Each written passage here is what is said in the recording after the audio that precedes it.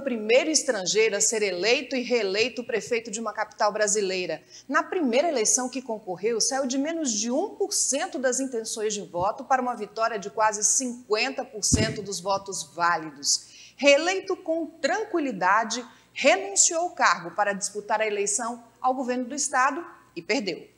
Carlos Amasta é o entrevistado de hoje do Norte Entrevista. Muito obrigado por ter aceito o meu convite. Não, obrigado a você, Graciela, pelo prestígio, né? Para mim é muito importante teu convite. Você sabe a admiração que eu tenho de sempre pelo teu trabalho. E vamos lá, fica à vontade, vamos enriquecer um pouco esse debate e essa discussão. Muito obrigada. Bom, eu começo perguntando, o senhor vai disputar as próximas eleições para qual cargo? Pretendo, Graciela. Sou pré-candidato a deputado federal. E você sabe muito bem, você me conhece de faz muito tempo, que antes de entrar na política eu já exercia um cargo de cônsul em alguns estados brasileiros e já tinha uma percepção, um conhecimento de organismos internacionais, de mundo, de relações internacionais.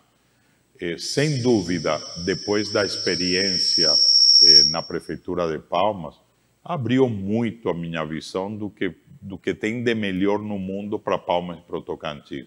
E o lugar certo para esse debate é a Câmara Federal.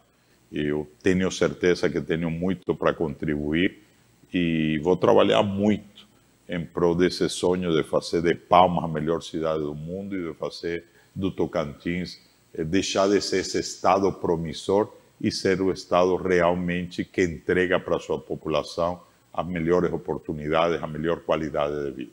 Bom, eu comecei o programa dizendo que o senhor abriu mão do cargo de prefeito para concorrer ao governo do estado e não foi eleito. Hoje o senhor consegue fazer uma reflexão e entender por que não saiu vitorioso ao governo do estado? Sem dúvida, né, Graciela?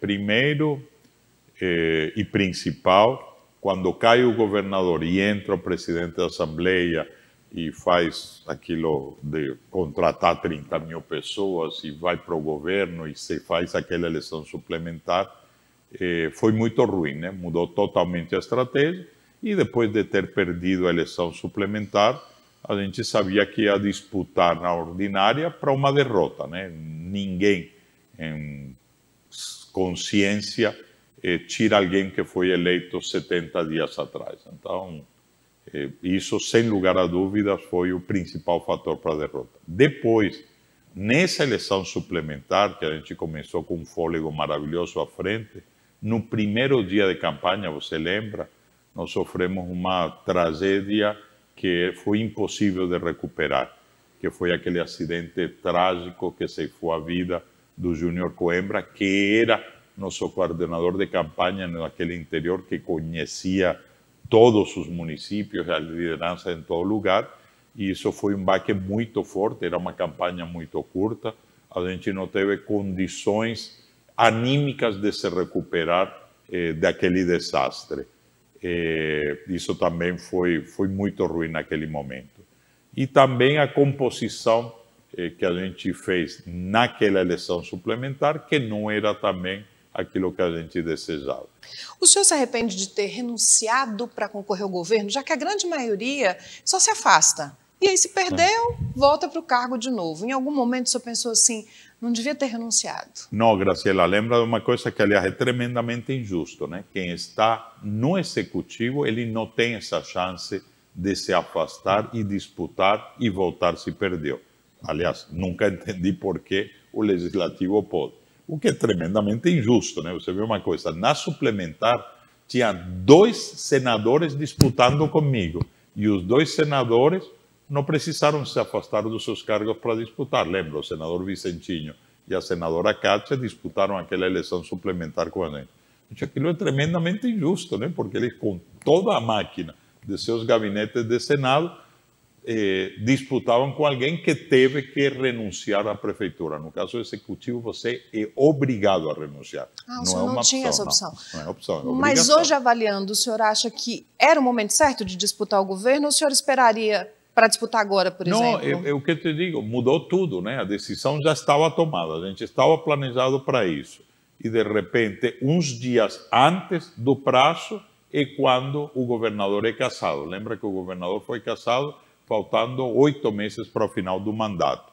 Então, tudo que a gente tinha já decidido mudou totalmente a partir desse momento. Eu acho que, se fosse hoje, talvez não disputaria essa suplementar, mas se não disputasse a suplementar, também não disputaria a ordinária. Então, na realidade, aí não teria renunciado, mas eu já tinha renunciado. Foi um marasmo total, mas insisto, não se discute. O senhor era empresário do ramo de ensino à distância, quando se mudou aqui para Palmas, depois de shopping, em 2007. O Carlos Amasta, empresário, ficou no passado? Agora apenas o Carlos Amasta político existe? Eu já era também empresário do ramo de shopping center fora, né, Graciela? Sim, você lembra que quando eu conheço Palmas no 2001, né, são 21 anos de relação com a cidade, eu fiquei apaixonado pela cidade. Eu falei, um dia eu vou fazer o shopping nessa cidade, como fiz, né? E até nesses dias eu estava visitando e digo, gente, como é lindo aquele shopping e como mudou a percepção do palmense, né? Porque você fazer um shopping dá o mesmo, né? Só custou muito mais fazer aquela arquitetura. Poderia ser um caixote e o resultado de mix e econômico seria o mesmo. Mas eu queria que Palmas tivesse alguma coisa diferente. O próprio nome. Aí você nem perca o tempo me perguntando, Amasta, tinha algum viés político aquilo? Não, definitivamente não. Era a paixão que eu desenvolvi pela cidade e eu tinha certeza que dava para fazer alguma coisa linda pela cidade, como efetivamente fizemos. Depois de 2018, daquela derrota eleitoral, no dia 7 de outubro de 2018, eu voltei para a minha atividade empresarial, não totalmente, né? A gente focou em ajudar o filho mais velho, implantou em Palmas uma empresa de energias renováveis, e eu me dediquei muito a acompanhá-lo nesse processo. Sem dúvida, me afastei muito de todas as outras atividades. Você conhece meus filhos, né, Graciela? 3 filhos adultos, né, 6 netos, todos com sua vida organizada. Então, acho que a política já fez essa transição, né? Não me permitiu voltar, mesmo à derrota eleitoral, às atividades profissionais, às atividades empresariais. Por outro lado, desde 2018, eu vinha me preparando para esta eleição, montando um partido orgânico, né?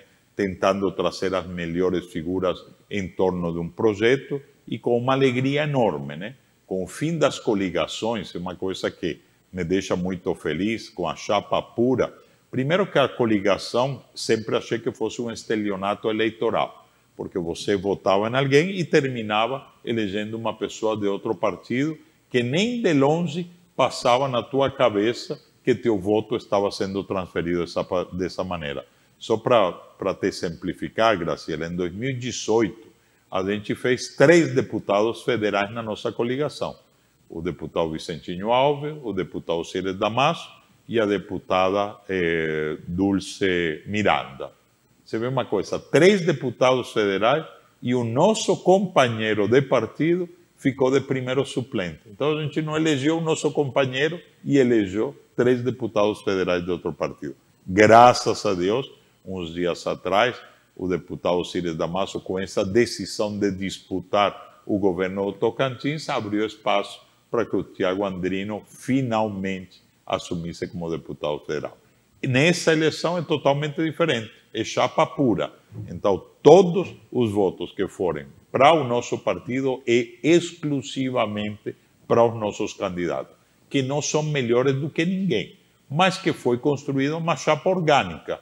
Não sei se você lembra, até o último dia dos prazos, agora das filiações, gente, foi um negócio, é um mercado persa, né? Trocando de um partido para outro, os pré-candidatos olhando onde teria maior viabilidade eleitoral. Então, de repente, você pega pessoas tremendamente identificadas com ideias de extrema-direita, filiando no Partido Comunista, e comunistas filiando, né, no partido do presidente Bolsonaro. Então, são coisas horríveis, né, das quais eu não reclamo, porque porque, insisto, né, eu sou um democrata convicto. Então, nosso sistema é cheio de imperfeições, mas é um sistema democrático que a gente tem a obrigação de ir corrigindo esses erros de uma democracia muito nova, muito incipiente. Nós tivemos o tempo, no nosso partido não teve esse corre-corre, porque a gente foi construindo esses nomes através dos anos, identificados com um projeto, e isso foi muito importante e isso me deixa muito feliz. Porque se a gente fizer 3, 4 deputados estaduais, 1, 2 deputados federais, são pessoas desse grupo, nós vamos estar canalizando o voto exclusivamente para esse grupo de pessoas que foi formado para montar essa nominata. Eu vou precisar ir para um rápido intervalo, você não saia daí que a gente volta rapidinho.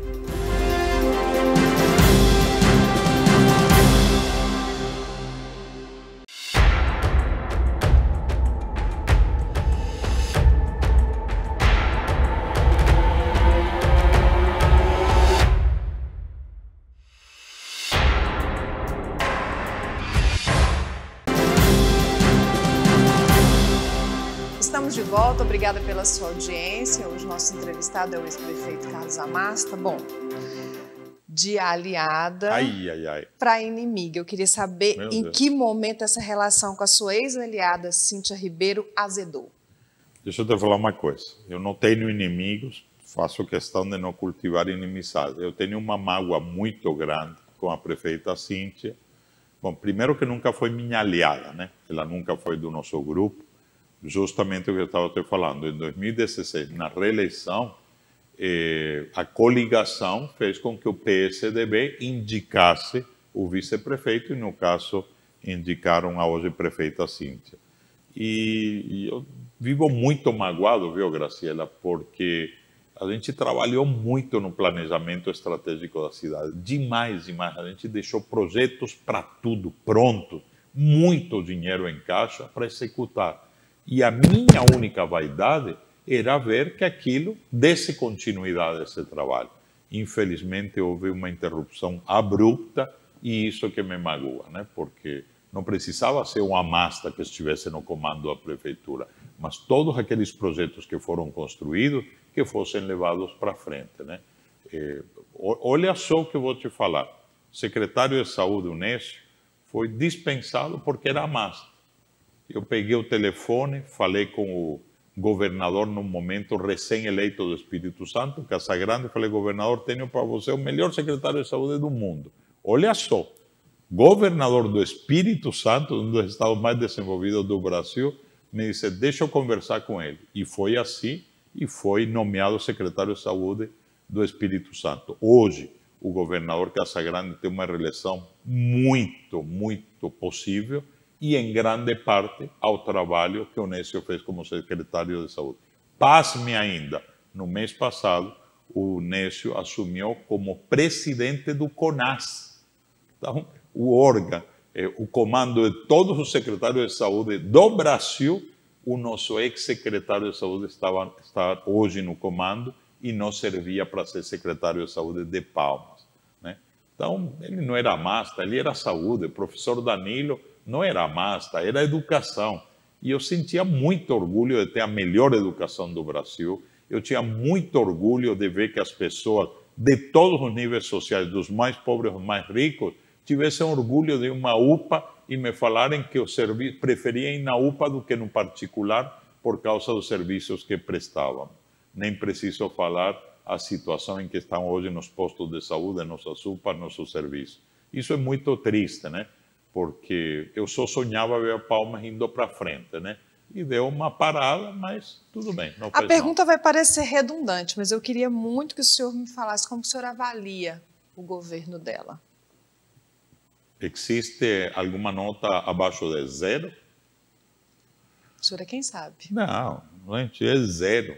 Não é possível alguém pegar a cidade redonda. Nós sofremos todos os palmenses o custo da reorganização da cidade, né? Você lembra muito bem, Graciela, a gente pegou uma cidade por baixo, cheia de buracos, suja, muito suja, escura, e fizemos, com todo esse problema fundiário, com o problema tributário. Eu tive que enfrentar, junto com a população de Palmas, todas essas dificuldades. Hoje, no almoço, por exemplo, eu estava falando uma coisa muito importante. Você viu uma coisa, o custo Palmas cada vez é menor. Por quê? Porque a Palmas que eu assumi tinha o mesmo custo de hoje, o mesmo tamanho, os mesmos vazios urbanos que agora já não tem. Então, a arrecadação da cidade avançou de uma maneira extraordinária. Quando eu peguei Palmas, como prefeito, era menos de 500 milhões de reais de orçamento. Eu entreguei para a prefeita com mais de 1 bilhão e 300 e o próximo ano vai ser coisa de 2 bilhões de reais o orçamento da cidade. Então, hoje tem espaço para uma redução de tributos, para poder incentivar muito mais o desenvolvimento econômico da cidade, dinamizar mais a economia. A gente fez todo o trabalho para deixar Palmas encaminhada para o futuro. E houve uma parada abrupta nesse processo que tem que ser retomada com urgência. Vamos mudar de assunto? O senhor vai apoiar o governo o pré-candidato Osíris Damaso. O senhor acredita que ele tem chances de vencer? Moço, olha como você começou minha apresentação, né, Graciela? A Masta que saiu com menos de 1% das intenções de voto. O Osíris não está com 1%. Já está nas pesquisas entre 6% e 10%. Por que não haveria de ganhar? Te faço uma coisa. Os dois candidatos que estavam aí colocados durante esse tempo todo estão fazendo campanha faz um tempão. Qualquer pesquisa que você fizer na espontânea, nenhum dos dois marca do que 6, 7 pontos. Olha que loucura. Zona estimulada. Então, uma eleição totalmente aberta e indefinida. O Osíris é um grande nome, é um político que nunca nos envergonhou, um cara de palavra, veio da iniciativa privada, empreendedor, nunca misturou público ou privado, isso me encanta, nunca participou de licitações de governo, nunca vendeu para entes públicos, seus negócios sempre estiveram afastados da vida pública. Então, isso fez com que houvesse essa sinergia, porque compartilhamos os mesmos valores, e assim como eu ganhei aquela eleição em 2012, ele precisa se enfeitar e ganhar também essa eleição, que é possível, é absolutamente possível. Eu vou fazer tudo o que eu puder para impulsionar o nome dele e pedir muitos apoios e votos para que seja o nosso próximo governador. O senhor se considera impulsivo quando o assunto é redes sociais? Acaba postando coisas que se arrepende, como no caso que teve que cumprir um acordo judicial e publicar em seu Instagram pedido de desculpas direcionado ao secretário municipal de infraestrutura da capital por ofensa nas redes sociais? Não, Graciela, eu não sou nem um pouco impulsivo. Eu sei quando faço o que estou fazendo. Posso perguntar para a sua assessoria também? E sei das consequências. Não, me mandam cortar o dedo, dizem, segura, mas não coloca isso. Eu falei, coloco. Certo? Infelizmente, Graciela, o tempo da justiça é diferente da realidade, né?